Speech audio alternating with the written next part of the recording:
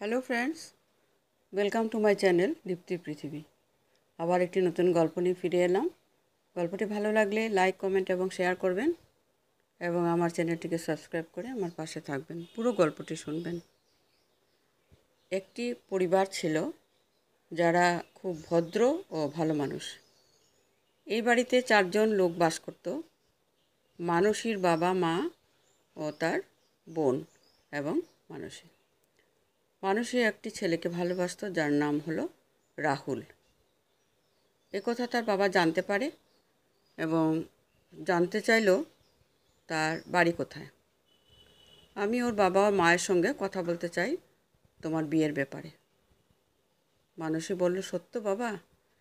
হ্যাঁ, আমি অন্য বাবাদের মতো নই যে তার মেয়েদের সুখ কিসে অসুখ কিসে আছে দেখে না। মানসীর বাবা বলল, কালকেই ওর বাবা মাকে আসতে বলবে বিয়ের কথা পাকাপাকি করার জন্য। সকালে রাহুলের বাবা মানসীদের বাড়ি এলো এবং ওরা খুব সহজেই বিয়ের প্রস্তাব মেনে নিল। মানসী ও রাহুল দুজনেই অনেক খুশি হলো। এবার রাহুল ও মানসী দুজনে লেহেঙ্গা কিনতে গেল। কোনো দোকানে লেহেঙ্গা তাদের পছন্দ হয়নি।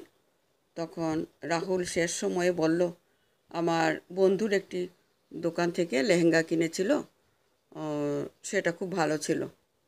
মানসী বলল, তাহলে চলো ওখানে যাই। রাহুল ও মানসী বলল, কেউ আছেন? তখন তাদের সামনে একটি বুড়ো হাজির হলো। তার বয়স প্রায় 90-এর কাছাকাছি। রাহুল ও মানসী তার চেহারা দেখে ভয় পেয়ে গেল। রাহুল বলল, চলো মানসী, এখান থেকে চলো। মানসী বলল, থামো। মানসী ওই বুড়ো লোকটাকে বলল, আমাকে একটা লাল লেহেঙ্গা দেখান। সেটাকে দেখে মানসী বলল, আমি কি এটা পরে দেখতে পারি? লোকটাকে বলল। তারপরে লোকটা বলল, হ্যাঁ। মানসী লেহেঙ্গা পরতে গেলে হঠাৎ লাইট চলে গেল। তাও অন্ধকারে লেহেঙ্গাটি পরল মানসী এবং সে নিশ্চিন্ত হলো যে বিয়ের সময় এটাই পরবে। রাহুল বলল, এটার দাম কত? লোকটা বলল, যা দেবে তোমরা। রাহুল তাকে 5,000 টাকা দিল। মানসী ও রাহুল যখন বাড়ি ফিরল তখন মানসী বলল, মা দেখো, আমি কি সুন্দর লেহেঙ্গা নিয়ে এসেছি, আমি বিয়ের সময় এটাই পরবো। এ বলে মানসী তার রুমে চলে গেল এবং সে ঘুমিয়ে গেল। তারপর সে হঠাৎ আলমারি খোলার আওয়াজ শুনতে পেল। সে ঘুম থেকে জাগলো। মানসী দেখল যে সেই লেহেঙ্গাটি হাঁটছে। সে ভয় পেয়ে গেল। যখন ওই লেহেঙ্গাটি ধরল তখন একটা হাসির আওয়াজ শুনতে পাওয়া গেল এবং স্পষ্টভাবে দেখল একটি মেয়েকে যে তার দিকে এগিয়ে আসছিল। মানসী বলল, আমার কাছে এসো না। হঠাৎ সে মেয়েটির দাঁতগুলো বড় হয়ে গেল এবং সে তার পায়ের দিকে দেখল যে তার পাটা উল্টো। মানসী জানতে পারলো যে এটা একটা খারাপ আত্মা। সেই মেয়েটির শরীরে মানুষের শরীরে প্রবেশ করলো। সে শুনলো দরজায় কে আওয়াজ করছিল। মানসী, আমি তোর বাবা, তুই ঠিক আছিস? সকালবেলায় তোর বোন শ্রুতি তার ঘরে চা দেওয়ার জন্য আসছিল।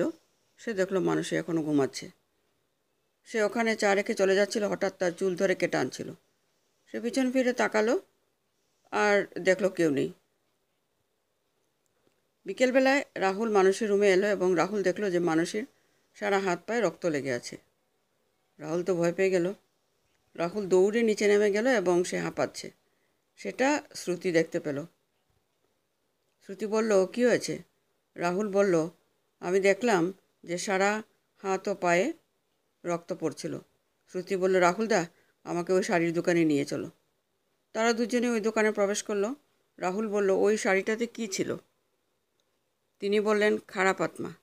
বহু বছর আগে রানী বলে একটা মেয়ে রাজ নামে একটা ছেলেকে ভালোবাসত, কিন্তু সেটা রানীর বাবা জানতে পেরেছিলেন এবং তিনি রাজকে মেরে ফেলেছিলেন।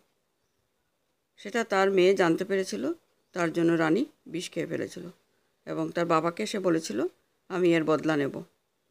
তার জন্য সে ফিরে এসেছে তার বদলা দেওয়ার জন্য। রাহুল বলল, মানসীকে কী করে বাঁচাবো আমি?